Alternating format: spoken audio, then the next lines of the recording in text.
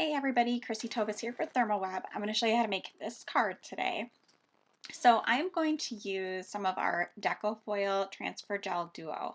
I really love this stuff because, as the name kind of tells you, Duo, it's got multiple purposes. So you can run it through your laminator once it's dry, or you can just run it through a die cutting machine without any dies, and the pressure also puts the foil onto your project just like a laminator would. So it's absolutely fantastic.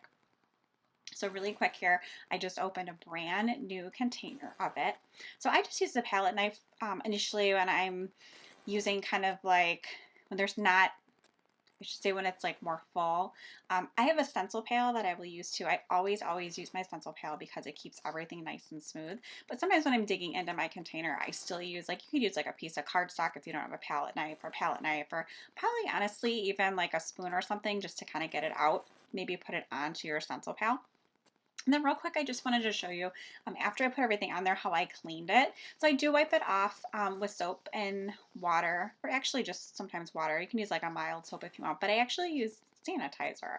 I think like the alcohol from it gets some of the sticky away, so I just wanted to tell you that I do that too. But then I do rinse it with water after the fact. I don't know if the alcohol would eat away at the plastic, but I don't want to take that chance.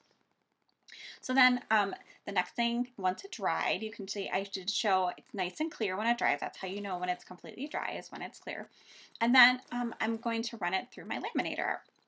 So I am using some of the Maker Forte. It's called Snow Day, and I love it because it's a little bit different than our normal foil because it's white. I don't know what it is. I love like white pens, white ink, this like white transfer foil. It's just something, I think it's so perfect. I mean, probably for anything, to be honest with you, but for the holidays. And then I definitely wanted to add some different layers in the background of this card. I didn't want to just have that foil on there. So I decided to grab a Unity toner card front and add some foil to that as well. And it's the exact same process. So you just put the foil on top, silver side down, and this is the Prince Periwinkle, and I like it because it's purpley, but it kind of has a blue cast to it. It's a little iridescent, so I think it's a really good contrast with that white.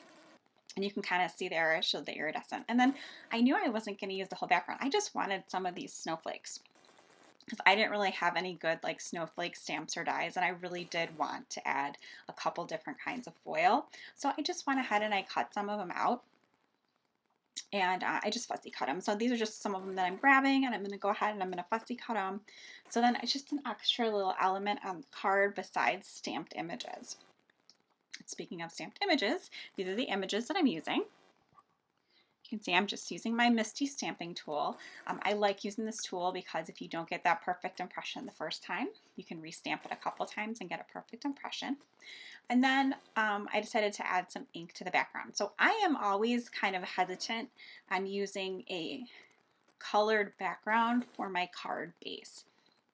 I don't know, like so many times I've done it and I think it looks kind of cheesy. That's my fault, I'm sure. But for this one, I used kind of like that tealy blue color because I really wanted those white stars to pop out. Like I wanted that white Snow Day to be kind of like the star of the show. So I do think that it works this time, probably because that foil is just so fantastic. And then just to add a little bit more interest, I took that same ink, just kind of flicked some of it onto there. And then once the ink ran out, I also wanted to flick just some regular water droplets on there, and then I wanted it kind of subtle, so that's why I used a paper towel to kind of blot it. I did not want everything to dry that like in your face. I wanted it to be a little more subtle, so I tapped some of the ink off, and then I just colored in some of the images using some alcohol markers, and I did kind of keep with the same color theme. I really like that kind of like teal and purple together, so that's kind of what I stuck to for this whole card. I just really like that color combo. So then I fussy cut this one little sentiment. So you can see I'm just doing that there. And like the sentiment I ended up keeping on the white background. Some of the other ones, like those snowflakes that I foiled, I actually added a little bit of ink to them just to soften it up. I felt like the white was a little too harsh. But the sentiment, I wanted it to stand out a little bit more, so I left it that same white background on there. So now I'm just going to go ahead and I'm going to assemble my card. I'm using my tape runner from ThermOWeb.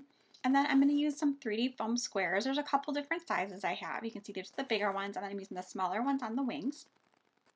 And those are great because they just do add dimension. You can stack them if you want and do like a couple layers of them. And then I'm using my Zots Bling to add some of the bling to the snowflake tips. Since I was cutting out from a card front, there were a couple areas that were missing on the edges because it was cut off on that toner card front. So I wanted to hide that, so that's why I used the bling on there. And the Zots Bling is just so perfect for anything small. And then just really to finish everything up, I added a little bit of sparkle to that angel, a couple little highlight areas. So when you look at it, it really shimmers and shines. And I think it just goes well with that layered background effect. So you can see there, I'm just adding it kind of to the top of the wings, the head, and a few other little areas. And that is really it. This is the finished card. So I have a couple shots here to show you of the detail of the different foils and the different techniques I use for the background. So you can really see how everything pops. And I have the finished card for you to show as well. So thanks so much for stopping by today. I hope you have a great day.